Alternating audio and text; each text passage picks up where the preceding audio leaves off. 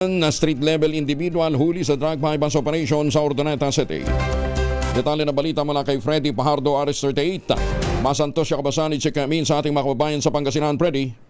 Masantos siya kabuwasan Kuyang Angel. Timbog sa bypass operation ng PNP alas 6 ng umaga sa barangay Kamanang sa siyudad ng Urdaneta. Ang suspect na kininalang si Roger Oliveros alias Bok, street level individual, 44 anyos, may live-in partner, matansiro at residente ng nasabing lugar. Sa ulat ni Chief of Police Lieutenant Colonel Romil Bagsik, gamit ng kanyang mga tauhan sa Drug Enforcement Unit ang Mark Money at isa sa kanila ang nagkunyaring buyer at binentahan ng suspect ng isang plastic social na naglalaman ng hinihinalang shabu na may timbang na humigit kumulang 1 gramo at may street drug price na 6,800 pesos. At nang magkaabutan na ng pera at droga, agad inaresto ang suspect at nasamsam dito ang Mark Money ginamit sa operasyon. Kasong paglabag sa Republic Act 9165 o the Comprehensive Dangerous Drug Act of 2002 ang kinakaharap ngayon ng suspect na nasa custodial facility ng Urdaneta City Police Station.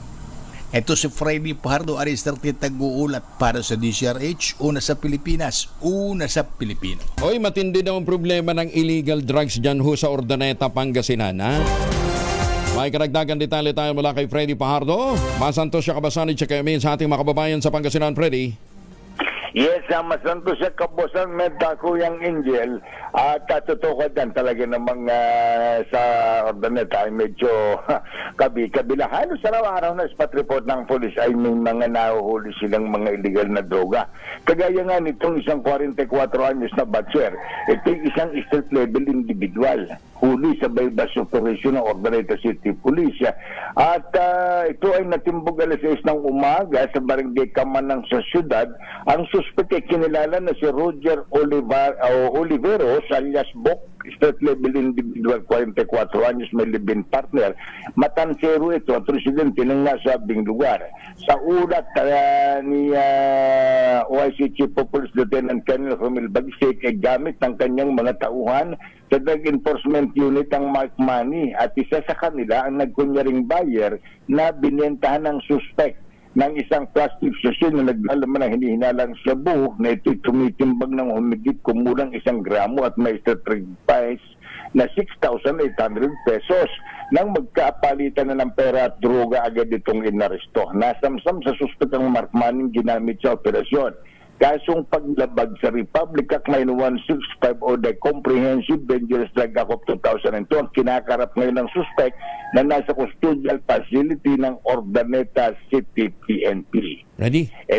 Yes, sir. Napalitan na ba yung, di ba suspendido yung mayor at saka vice mayor dyan? Oo. Anyari na? Suspended na. Ang gumaganap ngayon bilang mayor at vice mayor yung first and second councilor. Yung naman pala eh. Hindi namin nabalitaan na nag-take over na sila eh. So nakaupo na. Nakaupo na dahil nagalit itong si DILG secretary natin dahil nung una ito ang kwento nito Kuyang Angel ay nasuspinde, naglabas ang mismong Malacanang na suspension order. Oo, sa dalawa. And then, nung inilabas yan, ay ang sinasabi nitong dalawa, naka-leave sila ng nakabakasyon. Oo. Naka-sick leave yata, sick leave. Now, hindi nila natanggap yung suspension order na yon na 1 year. Pagkatapos, noong bumalik at pag-receive ceremony Monday, sinasabi ni Mayor Paraino na gano'n nga, siya ay nakasiklib, hindi niya natanggap na kung mayroon namang DILG na magdadala, magsisab dito ng gano'n, tatanggapin naman niya, Monday yun. Tuesday, may dumating, hindi nakapasok. Kaya nagalit sa sekretary. So ngayon, yung first councilor na, ang nakaupong mayor. Okay. Yes, sir. Ngayon, ang isa pang Kuyang Angel ito, ang ina-argue nila, kung may pasok na, January 12 na ba yun? Comelec, nung the following day, so hindi na raw, argument ng kanilang abogado, hindi na pwedeng masuspinde dahil kinakailangan dumaan sa Comelec at nakahingi sila ng certification sa Comelec. Doon na, nagalit si DILG Secretary at siya mismo ang pumunta rito at ayun naman. Within 10 days, binigyan ng warning kung hindi ay may So, nasunod naman. Nasunod na. Okay. Na, magpinsan yan. Ayan. Wala naman palang dynasty diyan. Yung magpinsan lang naman yung nakaupong mayor at saka vice mayor ko naman. Yes.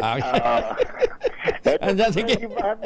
RH30 tag-uulat para sa DCRH sa Pilipinas, una sa Pilipinas. Maraming salamat, Freddy Fajardo.